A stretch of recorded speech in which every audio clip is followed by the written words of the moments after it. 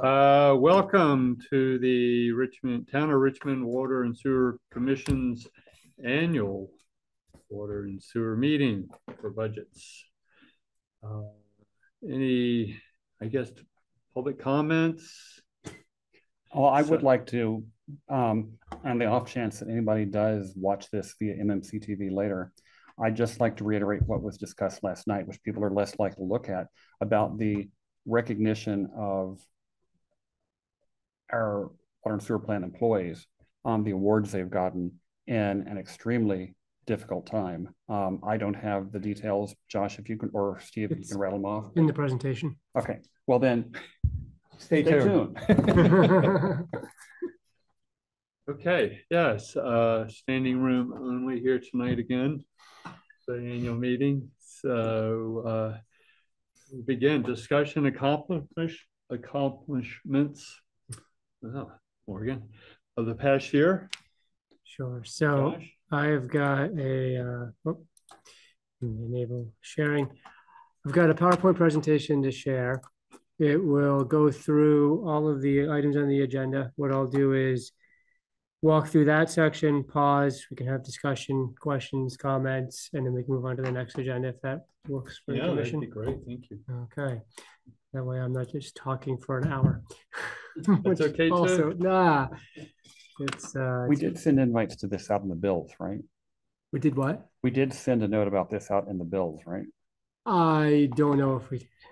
I don't remember. No, but I don't remember seeing a letter. No. Yeah, I don't think we. Okay, I thought we had in the past done that, but we might have, but we have talked about it at several meetings and warned it several times. So. Front porch forum. It was in front porch forum and been on the agenda for. Oh, I'm not complaining. No, we might have. I think we also have gotten the consumer confidence report out earlier and had put it. Did we put it in there last year? I can't remember. This doesn't rise to the level of the stop sign study. Apparently not until anybody gets their bill. So we'll start with discussions of accomplishments of the past year. Just gonna let me click through. Okay. Let me minimize this so we can all see a little bit better. Okay, so we've continued to participate in the Vermont Rural Water Association apprenticeship program, which has provided very helpful and meaningful training for all staff. Purchased and installed replacement parts for the dewatering press as we had an imminent failure in the fall. Superintendent Steve Cody acted very quickly to line up the correct parts with the assistance of our engineers. We've purchased new water meters, which will allow for the staff to not have to visit each individual house. There'll be wireless meter reading once those are installed. We've completed a preliminary engineering study for the 20-year wastewater treatment facility study and are currently working towards next steps. We prepared for and responded to 2 floods, one in July and one in December. As Steve outlined yesterday in the meeting, he's learned a lot about how to prepare for those floods and has really good plans in place for the next time the Winooski River floods to help protect the water and wastewater system. We've purchased a new monitoring system for the water system. This allows a separation of the alarms from water and wastewater so Steve can get just water alerts and alarms and monitor the system with a lot more efficiency from afar. We've repaired the backwash pump and cleaned solids out of all holding tanks, which hadn't been done for a number of years, with the exception of the aeration tank number 2, which will be cleaned in the spring and summer of 2024. And we've received the following awards from Green Mountain Water Environment Association: the Michael J. Garofano Water Operator of the Year Award for Superintendent Steve Cody, the Bob Wood Young Professionals Award for Assistant Superintendent Brad Snow, the Facility Excellence Award for water for the entire water system, and the Facility Excellence Award for wastewater for Richmond Water Resources. Seems like pretty much a clean sweep on awards, kind of gathering most of the ones you can receive. So that is the accomplishments and highlights of the past year. It's definitely been a very busy year, and I thank Steve and his team for not only staying on top of things as they fail, but continuing to move forward with items like new water meters and adding improvements to the system. Comments, anybody? I would just like to ask Steve, what are you gonna do for an encore? How are you gonna top Just this? continue working the way we are. I mean, That's a big encore. It's all up. I mean, I'm not changing anything. I mean, it's do what we do. Congratulations, it's a big deal. Yeah. Are these gonna come with like big bowling trophy size trophies that we can display? They asked me for correct spelling, so I assume there's a plaque or something that we'll put at the Waterhouse. Nice. That's awesome. Who attended any of the apprentice programs? Excuse me? The apprentice programs? The apprenticeship program? Yeah. So I am not in the apprenticeship program right now. I am a mentor for Mike. Mike's in the apprenticeship program, and Brad Snow is still in the apprenticeship program. I think Brad's 2 years are up in October, and he is desperately trying to get his grade 5 so we can get rid of the contract operator. Right. Yeah. Okay. I'm ready to move on to FY25 budget and rates. Yes. Okay. So as we talked about in the meeting last night, there was a motion to increase the pay grid to by 3.2% to keep up with inflation. The budget, as I had it constructed this morning, was at 3% for that pay grid increase. So we reworked the budget for 3.2%. In that, we noted that we had the vacant staff member going from step A to step B, assuming we were hopefully going to hire somebody this spring. So we moved that back to step A, assuming that we'll hire them in FY25 and start them at step A. And we also added a slight increase for Brad, assuming he gets his wastewater 5 license at some point this year. So we made a couple of adjustments. The grand total of adjustments came to a $258 increase in water and $600 increase to wastewater. So not earth-shattering, very slight adjustments, a couple pennies really on the rates. So proverbial drop in the bucket. Everything.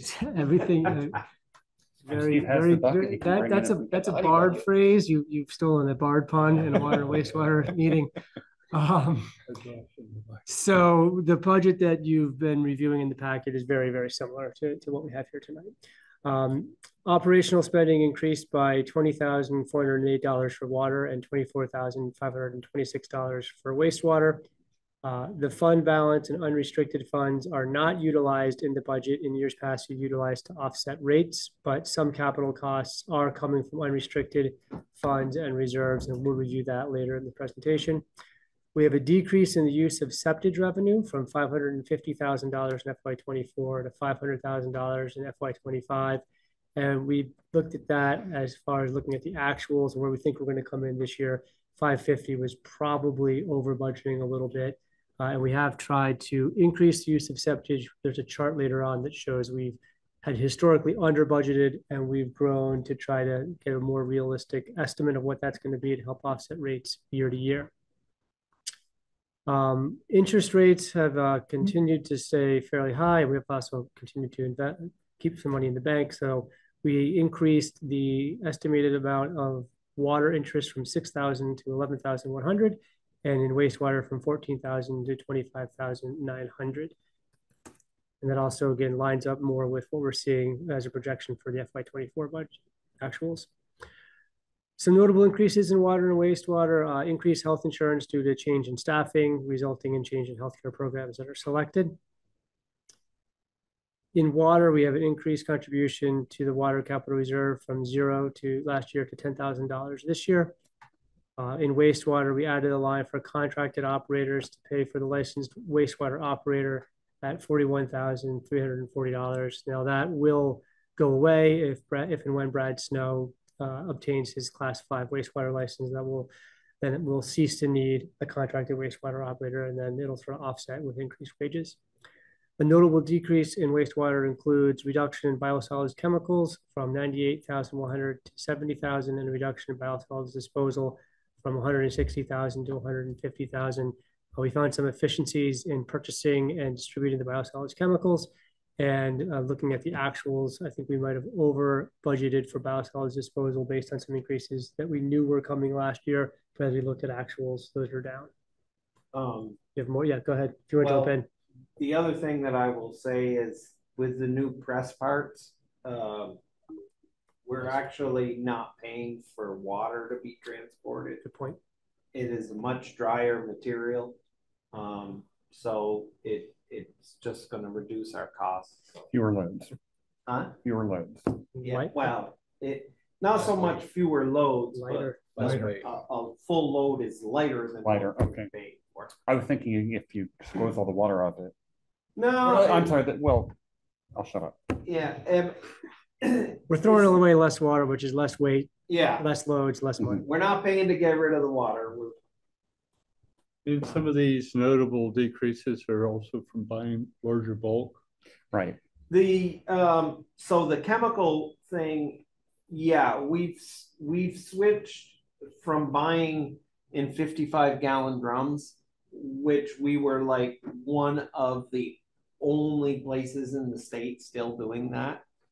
We've switched to 275 gallon totes, which is cheaper. It's cheaper for transportation. So it's cheaper all the way around for us. Thank you. So unrestricted funds, the FY23 end of year balance for water unrestricted funds was $183,780. Unrestricted funds is essentially a buildup of unused money over the fiscal years. So at the end of fiscal year 23, money that was unspent from that year and previous years, and also an increase in revenue over what was budgeted totaled $183,000. Uses in FY24 totaled $87,840. We used these funds to purchase the water meters at $57,840. The water meter system for the alarm system at $15,000, and the Borden Street shut off at $15,000. Actually, I'm sorry, those are upcoming uses, are they not? Yes. Yes. There's sort of a combination, I think, of some FY24 because of meter purchase, and then the Borden Street shutoff. We'll be searching for that in 24 or 25. Projected end of FY24 balance of $95,940. We recommended to keep at least $15,000 of the next year's budget in unrestricted funds, and the projected balance is 24% of the FY25 budget. I think we've also made a decision to kind of keep a little bit more in that reserve, knowing that we've had some unexpected expenses come up over the years. So having a little bit more there right now is probably helpful. So that means that you'll increase the 95,000 by 24%? No, so that at the end of this fiscal year, FY24, we project to have $95,000, which is 24% of the budget coming up. So we're over budget. Yeah, we're over the 15%. Yes. And then in wastewater, we had end of year balance of $366,000 in total. In FY24 uses, we project to have $128,566. There was $55,725 for December flood recovery. That was not a declared disaster for Chittenden County, so there's no FEMA money coming back on that. Half of the water meter purchase went to wastewater at $57,840, and we do project to clean the aeration tank at about $15,000. That gives us a projected year-end balance of $237,671, which is about 27% of the budget going into FY25. A quick note for anybody watching this later: we don't meter sewage; we're just splitting the cost. If you want to, yeah, no, that's a great point because we've had that question before. So the water meters, the way that sewage is billed is the used rate or variable rate is based on how much water that account uses. Sewage meters are very rare, very expensive, and not very accurate. And pretty much every system that has a metered fee, meters water, and then uses that same meter for sewage, with the theory that once you use it in your house, it's probably going down the drain anyway, back to the plant. In some form. In some form. and is there? I apologize. This is not totally germane, but if people buy water for farm, you guys don't pay for sewage, right? You're just a water customer, We're right? just a water customer. We Okay, don't and have so sewer. if she was a sewer customer, that would be a bad metric because a lot of that water is not going down the sewer, right? It's Yes, and so we have a well at the farm. Mhm. But our house has water. So I'm not sure, but yes, I mean, if we had water at the farm, it would be, I can't imagine what our bill would be with water and sewer, because cows drink 50 gallons of water a day. Yeah, I only mentioned this because if anybody's going, well, wait, what about people where they use the water outside the house? Yeah. I don't know if we have any customers who really meet that. Some do. I mean, some Yeah. might fill a pool or water a garden, but there's really no allocation for not having that built I into mean, sewer. Well, and some of the One- larger accounts don't Stone Corral and Harrington's kind of have their own structures because of the way they use water? No. Because like Stone Corral puts the water in the beer, so don't they have a little different setup because the water leaves as beer? Well, yes. that comes off in their bill. Yeah, because they're an industry account, It's Yeah. different. they have to Yeah. do a It's state calculated report. different. Yeah, so There's a whole page to calculate Stone Corral. So I feel like it might be Harrington's, though, different, like if we had it at the Harrington's farm. does not though. They don't? No. They don't have pre-treatment of any kind up there. So if somebody builds an 18,000 gallon pool, they're gonna have a big sewage bill that month. Essentially, yeah. Yeah, okay. I mean, the correct way would to buy the water outright. And just have somebody truck it in. Yeah. Rain barrels. I've heard of people actually doing that I for mean- exactly that reason. Mhm. Yeah. Whether they're on a well, they don't want to drain their own well, or on the public system, they don't want to pay either the water or the associated So sewage. one thing that came up in discussion was the fire station has a 3/4 inch line. They essentially use for their bathroom and washing the trucks and stuff. But they also have a 2,500 gallon tank with a float that they use because they don't have a large enough line to fill trucks. Mhm. They essentially have been paying to fill trucks to go to a fire on their metered account, which really probably shouldn't have happened. Versus doing it from a hydrant where Correct. it's not metered. Or And just- having a large enough line that they had a direct fill in, which is what we're trying to move to. I think when we did East Main, we put a 4-inch pipe in anticipating hooking the fire station up to fill trucks. They put a T in, they never went any further. The Okay. T, it's actually an 8-inch T that nips down to a 4-inch with a 3/4 inch line going in. And that's what the blueprints tell me. But yeah. Yeah, we put that there so that when the fire station, if it's ever upgraded, Yeah, can easily fill right off. well, they would like that. Wasn't there some discussion about doing that with the new bridge on 2 over the interstate? I just got the estimate. We need to move the fire hydrant because it's actually gonna be filled, that's gonna be filled in. Mhm. And the estimate, I just got it from Josh Hewlett. It's about $18,000 to move the hydrant up out of the way. And that's what engineers has bid it off at. I haven't looked to see if we can get somebody else to do it cheaper or not. We're not doing that, are we?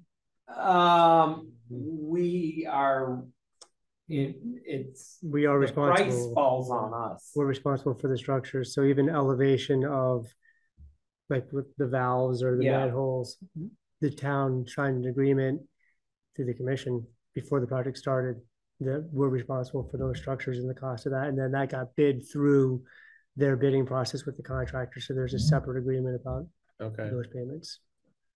So where will the newly relocated hydrant sit?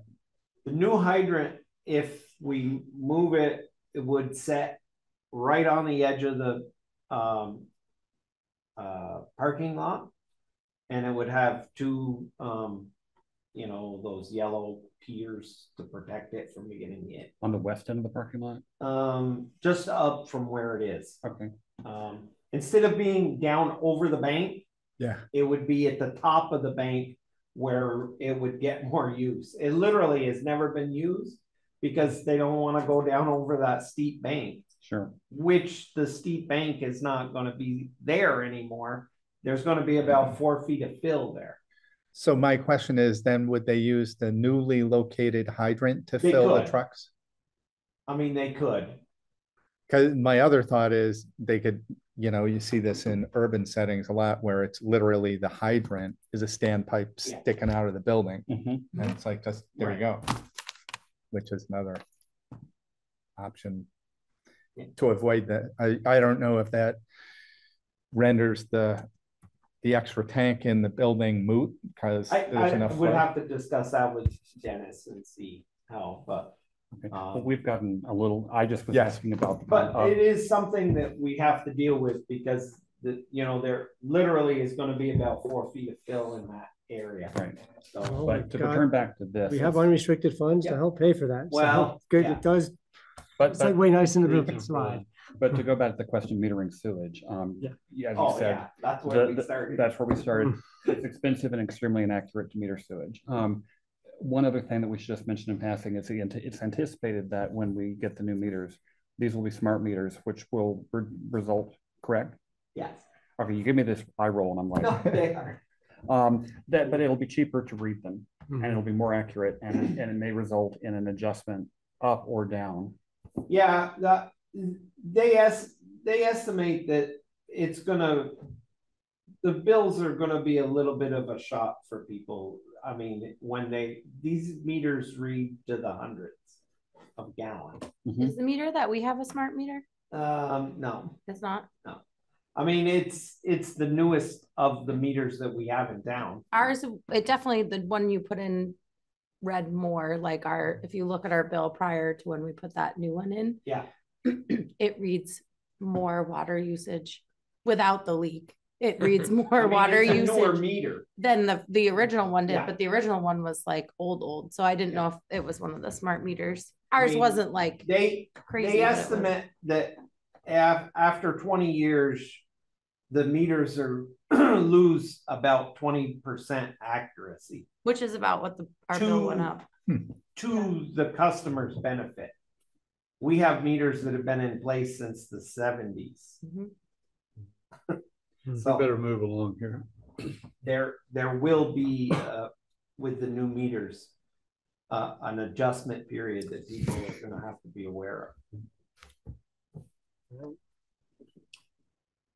So bringing us to our water rates, the residential fixed rate is $107.37. Metered is $11.41. Those are both decreases from the FY24 rates. The commercial and government fixed rate is $6.90.84. Metered is $10.60. The fixed rate is an increase, and the metered rate is a decrease from last year. And the school rate has a fixed rate of $5,661.85, which is an increase over last year. And the metered rate is $16.86, which is a decrease of about 10% from last year for the water rates. Let's take a quick look at wastewater and then pause for discussion. So wastewater fixed rate residential is $167.78, which is about a 15% increase. Residential wastewater usage, we're calling it usage this year to get away from calling it meters. This is not actually metered. It is your wastewater usage.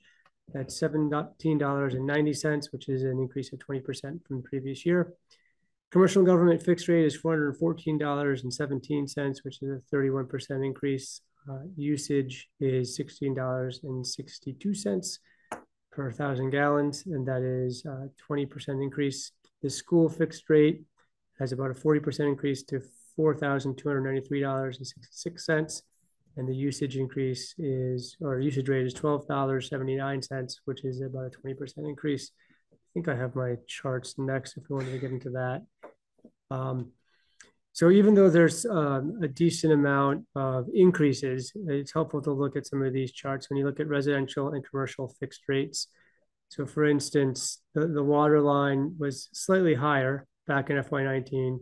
It sort of remained somewhat flat for fixed rate, and we're actually a bit lower than we have been back here. Fixed sewer, we're roughly similar with where we were back in 2019. We had a slight dip last year, and now we've come up a bit. Commercial and government fixed water has been fairly low back in 2019, come up a little bit, and we are a bit higher there. And then commercial and government fixed sewer has been high, come down and come up. Part of the equation with the sewer is last year we used $550,000 in septage to offset rates. This year we used $500,000. So that $50,000 has taken some of the sewer lines and pushed them up a little bit. Sort of a similar story.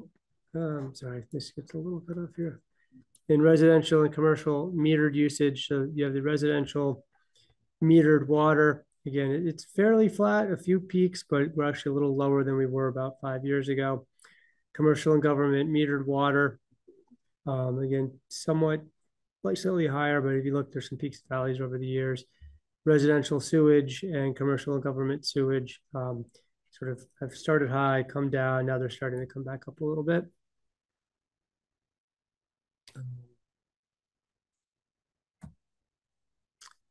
The school fixed rate, you would note that we had, the fixed sewer rate came up, I forget, double-digit percentage, but that was after a lot of decreases, and now that's coming back up, whereas the usage rate, the fixed water has stayed somewhat the same.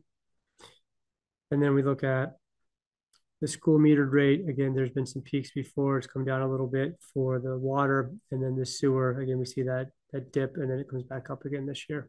But again, still lower than it was about 5 years ago. Go ahead, Barb.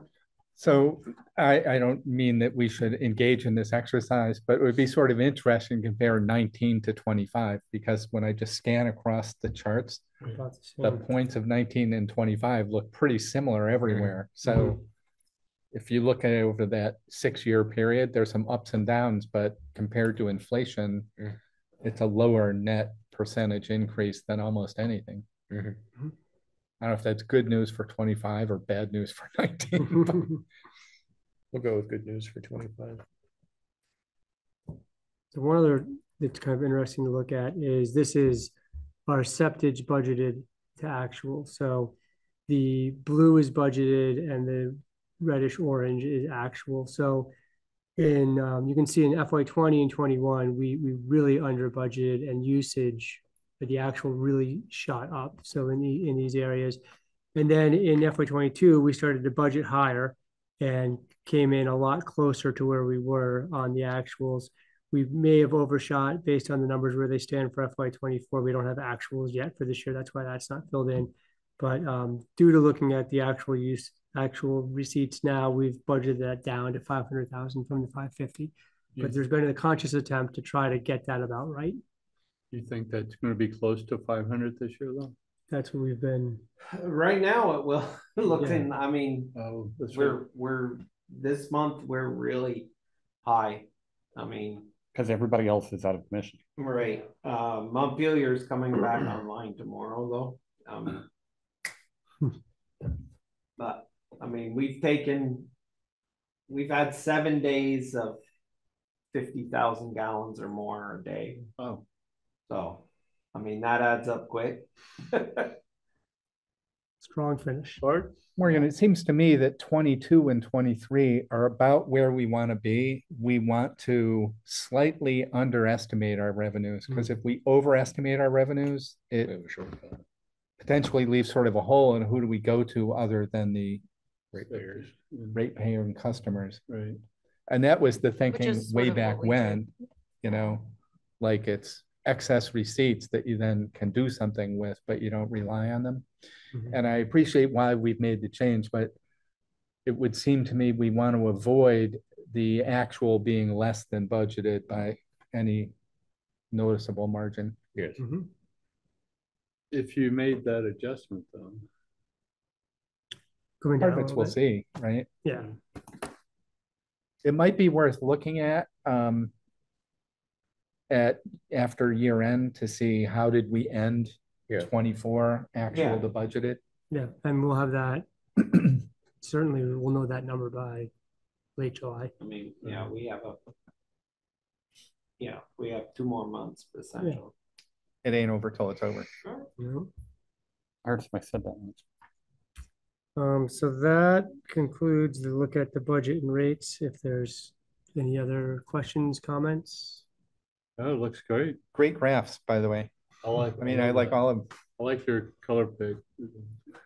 Yeah, well, these ones, I feel like, I don't know, they get a little confusing as far as what's on them, but you can't put, like the metered rates with the fixed rates, it doesn't The axes jive. don't. Yeah, they're just way too different. So I don't know. I feel like we could do better with, or I could do better with those next year, but hey, it's a start. And I think it does graphically show the changes over the years. So thanks for the suggestion, Bard.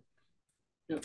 And one thing, Jay, the school fills 2 hockey rinks in the winter. They fill those, they buy the water out of the hydrants. So that doesn't go through their meters. So they don't have to pay the extra. And I think it was like 80,000 gallons last year. When So just randomly throwing it out there, if a homeowner with an 18,000 gallon pool wanted to buy water out of the hydrant, I mean, well, so it's a little bit of a maybe special consideration for the school. You have to get the fire department involved to operate the hydrant. And I think that we've looked at that as sort of a community benefit because it's a public, it essentially becomes a public skating rink when school's not in session. And the fire department is gracious enough to go up there and do that. I did look at Zenner makes a hydrant meter that you could install. And it's about I think it was like $2,800, but you can use it to actually do like Jay says. You could, if a customer wanted to fill a pool and they had a hydrant located near them, you could essentially just put the meter on, run the fire hose out that we fill trucks with the plant with. But you still have make sure we schedule no fires that day. So you still have the operating issues with the fire department needing to be on site to operate the meter. But I mean, we sell water out of the hydrant at the plant already. I mean, essentially. That was my question. And for a while Bolton was trucking water from our system up to Bolton. Does anybody know what the charge, like what a truckload was? So we charge, and it's like our septage. We take the truck driver at their word. If they come in with a truck and they tell us it's a 4,000 gallon truck, we charge them 4,000 for 4,000 gallons. We charge $15 $15 1,000. Sorry. So it's really peanuts. So if somebody were to fill a pool, they do better getting a truck, fill up and dump it off. Yeah. And we have so many 18,000 gallon pools around and you guys could change that rate. That rate that we charge was set. I mean, that was what Kendall said. You guys set it at some point. Probably worth revisiting. I mean, how often on the parking lot is something to revisit. How often do you sell water? Last summer we sold people need water a fair amount. Connie, I would have to go back and look. But ECI bought truckload after truckload up there. We had early on in the year, we had that freeze up with the power outage. And we sold a tremendous amount, went to St. George to their trailer park. They trucked for a week, basically just taking our water and dumping it in their reservoir or their tank. So, I mean, it does happen. So let's put that in. We put that on the meeting. Yeah. I think so, to look at what is it and what do we think current costs should be, which would then drive current charge. So with that, we also have a fair amount of customers that come in, and Kendall used to charge, so they come in with a pickup, which is usually like 270 gallons. So Kendall would charge, he would do the math and charge them like 275 or, you know, whatever the math was, he would calculate out. When I took over, I said a flat rate. If you're coming in with a 200-gallon tank, it's $5. Nobody even flinched at it. You know, we didn't, it doesn't pay for me or to send Brad to fill somebody up for $2.70. It's a $5 flat. Most places, it's a $25 flat rate. So a lot like septic, it's worth looking at our costs and what the current market is. Yeah, for other systems. I think it's like it is 2 worth cents a gallon, or yeah, 2 cents a gallon. I mean, I think it's worth looking at. Yeah. I mean, I pay $1.75 to buy the stuff in the local market here. So. we'll come down, we can fill the backseat of your car easily. Oh. $5. Well, what, so what do you Everybody pay? out there, What do you charge per Just thousand? park and leave the windows open. So- I'll take care. It's 15, it's always been $15 a thousand, and it's posted right inside the So thing. that's, I mean, just looking at a gut check, that's more than the residential metered and the commercial and government metered. Yeah, So, I mean, which is, I'm not I saying mean, that's good or bad, but I mean, it's not less, which there is are good. some places, there are some places that don't bother selling water. Mm. Kendall always had, and I just continued it because I mean, it's a service to some, you know, like a construction company that's doing work right here in town. You know, they're gonna go to, I don't even know where they would go to. Colchester, I guess, is another one that sells, but they would have to truck it in, and so it's a service. And there are a fair amount of customers that come from Heinsberg that have bad wells. That are, I mean, we have one that he comes in and he's taken like 5-6 truckloads this year so far, trying of 200 gallons, trying to keep his well ahead, you know, ahead of his well before it dries out. So, I mean, I just felt it wasn't worth my time to calculate. If you're coming in with a 200, it's $5. So just for some sense of scale, this is the sale of water from hydrant. So actual was 2,000, 2,600.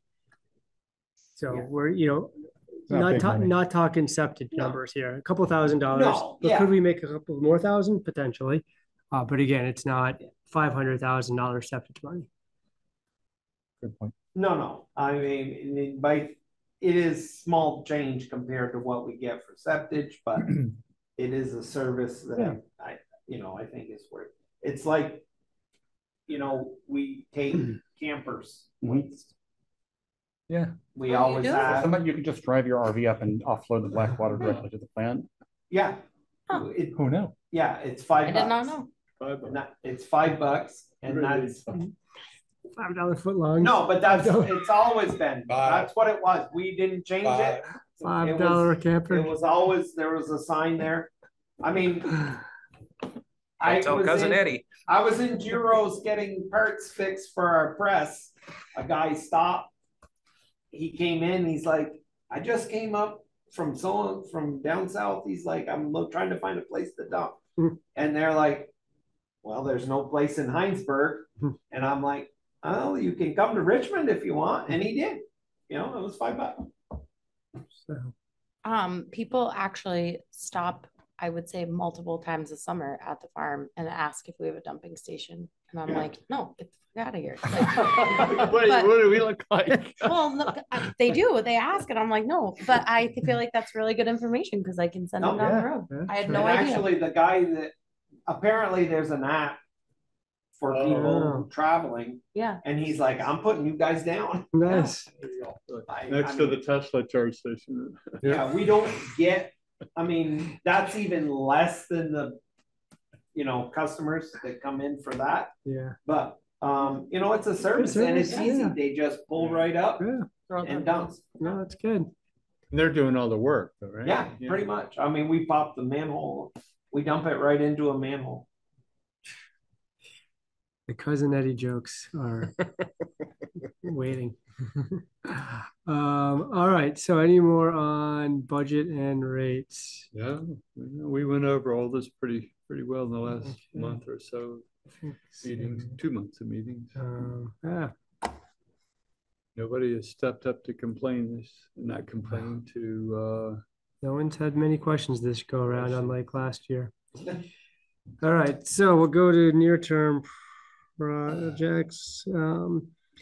And maybe with this one, if it makes sense, if anybody wants to talk more about a project, we can just sort of stop and talk about it. But some of these we talked about in the beginning. We'll go to next steps in the 20-year wastewater facility treatment upgrade, which is the engineers preparing frequently asked questions, presentation for the public, and preparation for a bond vote. Also looking into subsidies and additional funding that could come from outside sources. Yep. So do we have an add-on to their contract for them to look for funding? Yeah, so that's part of the approval that you gave it a couple meetings ago for the addendum. Right, Yep. okay. So that's going to be looking for funding and helping to do the next steps with this for going to the bond vote. We'll be installing water meters. That will be done. We had a bid for that, but Steve decided that he could do that with in-house staff. So that'll be starting probably shortly and continuing through the spring and summer. The meters and the readers are here. We're waiting for the transmitters on. The major reader that they'll all communicate with. As soon as that gets here, it's supposed to be here the first week of June. I believe it's been shipped. Then they will come in and get that part installed, and as soon as that's done, we can start putting meters in.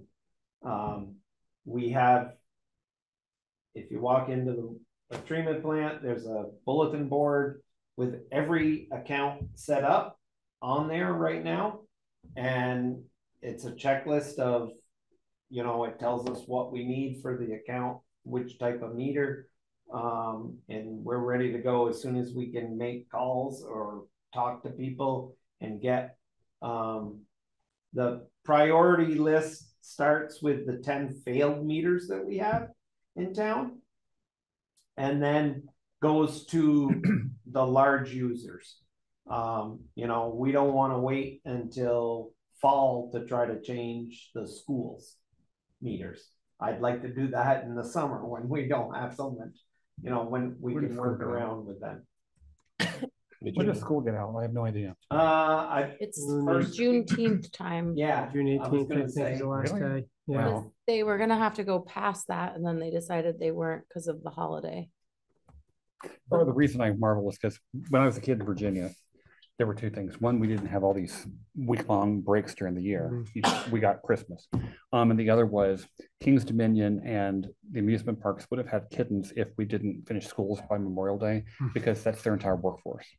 So we called it the King's Dominion law. So I have sometimes a hard time wrapping my brain around going to school well into the summer. I mean, in Texas, if they start in August, you know, and they get out this time of year. We're also going to have the installation of a new influent pump. We're having the engineers design that so that it can be installed and then used in the upgrade. As we know, we've talked a lot about the failing influent pumps and the used one we've installed, which has been working great, but we need to get the new one going. We have a bar rack. We've retrofitted it. It needs to get some welding done. At Giro's, it's aluminum. It's an old one that we had in a different spot.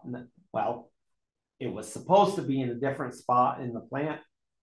We actually got it out today. We did some cutting. That'll be installed probably next week to protect anything ahead of it. Why wouldn't you make that out of stainless steel? You could, but it'd be very expensive, and I'm using something we already had. Okay, I would just think aluminum would, It actually, doesn't. it's surprising that more parts of the plant are aluminum. You know, the catwalks and everything are aluminum, the stairs going down into the wet well. Every bar rack that I've found at the plant is aluminum. Well, I guess I was thinking it would be too caustic or acidic, but okay. Oh, and then the influent pumps, just remind me, we're gonna eventually end up with 3. Eventually, their design is a 3-pump system. Yes. So the new one, the remanufactured used one, and No. 3 brand new ones. 3 new ones. 3 new ones. Including the one that you're. Including the Okay. one that we're gonna be buying. That's, thanks. Yeah. Forgot. We have one pump right now that is 1972 vintage, and I mean, we could use it, but That's our emergency. yeah, that's our emergency. And the one we're using now is the remanufactured. It's not remanufactured. It was given to us. Okay, I'm basically saying it's a repurposed. That's Right. like this now. That has done well for us. Mhm. I mean, for somebody giving us a pump, it's done its job through 2 floods. We would have never made it through the July flood if we hadn't put that pump in. Well, We'll also be cleaning the grit from aeration tank 2, which is our last tank to clean, which will be great. those are the last 2 tanks before The aeration tank 2, it has been in operation for close to 10 years and has not been cleaned. Nobody really knows what we're going to find when we get into that one. Jimmy Jimmy Hoffa. Hoffa. Well, there was that discussion today. Bring our And last GPR night, guy too, back. Yeah, Jimmy Huff is alive and well here in Richmond. He's got a trout in his. So one of the themes that we've heard here is some of the, I'm not even sure to call it deferred maintenance, but ignored maintenance, like if it's not broke, don't fix it or clean it, perhaps. So, you know, and this is an example, cleaning the tank for the first time in 10 years. Moving forward, of a sense of the cycle, like, oh, instead of every, you know, when it breaks or every 10 years, like what is there guidance about what the proper? Most people try to, like, instead of having to clean all your tanks in one, you have like a cycle. You do these 2, like the 2 septage tanks. And then you move, you know, the next year you do these tanks, and you end up with a cycle of doing it. We did the 2 septage tanks. We've done most of the digester, and that really has a lot of grit and stuff in it. We also now, about every 2 months, we scour the inside of the septage tanks with the fire hose, stirring all the grit up, trying to keep that so we don't end up with 4 feet of settlement in there. Going forward, we're trying to put into some practices where elimination of how much we have to clean. One of the things that we just did this week, and we found it when rural water came through, the Headworks grit screen was literally full of solids, and they feel that happened during the flood. So we got a pump truck in, and I told you guys we did all the cleaning. What I didn't tell you guys was and it didn't seem to have any adverse effect. We processed all that stuff back through the plant. Mm-hmm. We ran it, we sucked it out, put it into a truck, we backed up, we put it through the septage. I mixed it with 4,000 gallons of what we pulled out of our own plant. I mixed it with 4,000 gallons of septage, aerated it in the tanks. Then I pumped it into another tank, aerated it all day. And then at the end of the day, after we'd received 50,000 gallons of septage, I mixed that into the digester and we processed it through. It's in a tractor trailer to go to the landfill. So we didn't have to pay the price to get rid of The liquid. And the DO levels. the liquid or the solids. And the DO levels were good. Yeah. Good. Yep. Excellent. Okay. So we're finding ways Yeah. of trying to process through, and that's, you know, we cleaned 2 large things. We had 4,000 gallons in the truck. We spent less than $1,000. Amazing. So I'm hoping to try to do that with the aeration tank. Do it maybe in small batches and just run it back through our plant, treat it as septage, and see how we do. The thing will tell us when we get to the bottom of the tank and see what's there to deal with. I am draining aeration tank 1 right now in preparation to fill it, and we'll start draining the aeration tank 2. That'll be probably a 2-week period that it'll take to drain 1, switch over and not have any problems, and then drain 2. So. Yes. Tilden Avenue? We are continuing to work with the state to get final approval on the DWSRF funding, and then we will be out to bid hopefully this fall and to construction by the spring of next year is our goal. Thank you. Yep. And I mean, it's a substantial sum of money. So we're looking at like 30 years. Probably. I think there's a 50% subsidy. There's a good subsidy on that too. Pretty good. Does that come from the state or the feds? That comes from the DWS SRF program, which I think probably ties back to the federal program somewhere. But The yeah. rotating fund there. Yeah. So, and we continue to discuss gateway sewer and water expansion. However, that has been a bit on hold as other projects have taken priority and interest of the main property owner has moved to other items. I'm sorry to keep jumping in and making us stay perhaps longer, but I had a short conversation with Keith today. The housing committee, I think, meets tomorrow. On their agenda is looking at the water sewer ordinance about supporting, as I understand it, affordable housing. As I understand it, they believe that the current users paid for extensions. So it might be worth following up, you know, to make sure that the members of that committee are aware of what the current ordinance says, and then how it plays out with the Water Sewer Commission separate from the select board and the interests of the customers separate from the town as a whole. Interesting. And you know, part of it makes sense because affordable housing generally wants to be on public water and sewer. Right. But if you're not building where it already is, who's going to pay to extend it, which is exactly part of the conversation for the gateway. Who wants to pay to extend the line? All right.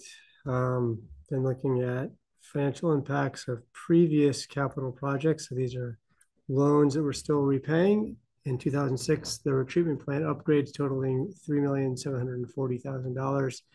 Repaying $348,000 after a subsidy at $22,220 per year, with a final payment in 2026. 2010 sewer lining and manholes totaling $455,999, repayment of $222,999 after subsidy and 2% interest, $14,000 a year with final payment in 2032. The 2011 Jericho Road project totaling $941,000, repayment at a variable rate decreasing over time. In FY25, we're budgeted to pay about $62,000. The final payment is in 2032.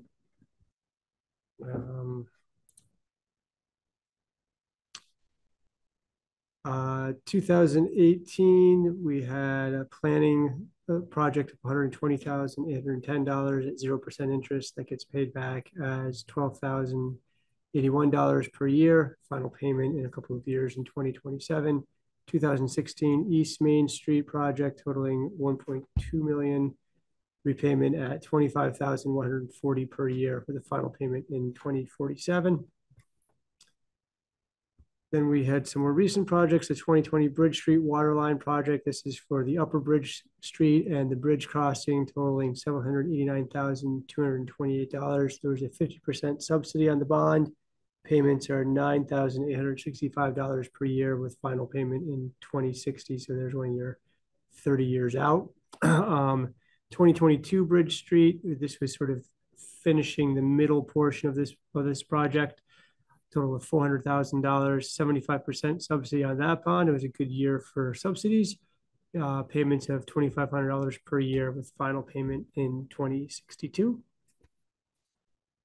There wasn't a sidewalk included in any. No. I just draw our attention to some of the years, the last payment is like 40 years from now. Yeah. But $10,000. What is the outstanding balance in that loan if we wanted to try? If it's a very low rate of interest, then there's no advantage to paying it off early. But right. Yeah, I think on the 2022 one, I think it's 0% interest. We have 75% subsidy. So we just keep paying her $2,500 a year. And in 2062, $2,500 would be worth about $100 today.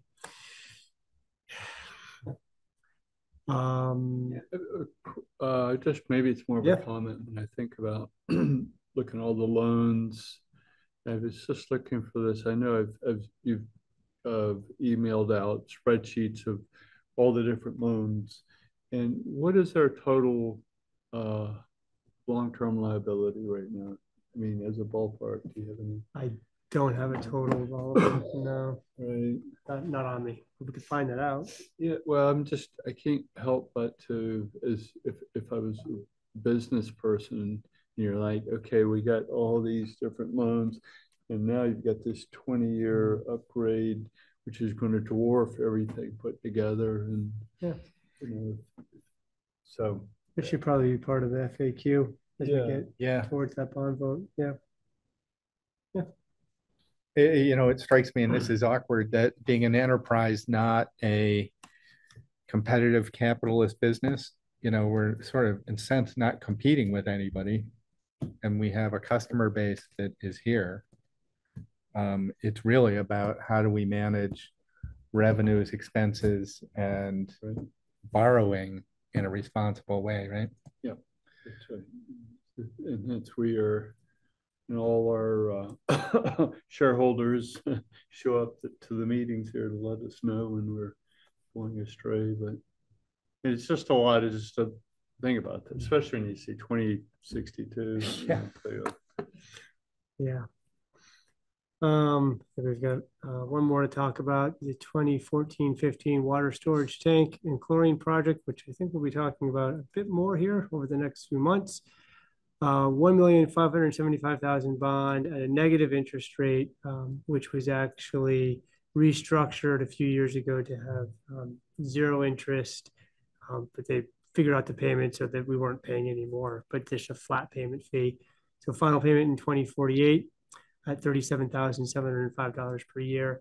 And then we have the $181,000 gap loan to cover the portion that was not eligible for DWSRF funding. That's at $26,350 per year with a final payment in 2025. So 1 more year of the gap loan. That takes us to the end of the upcoming projects and capital projects discussion.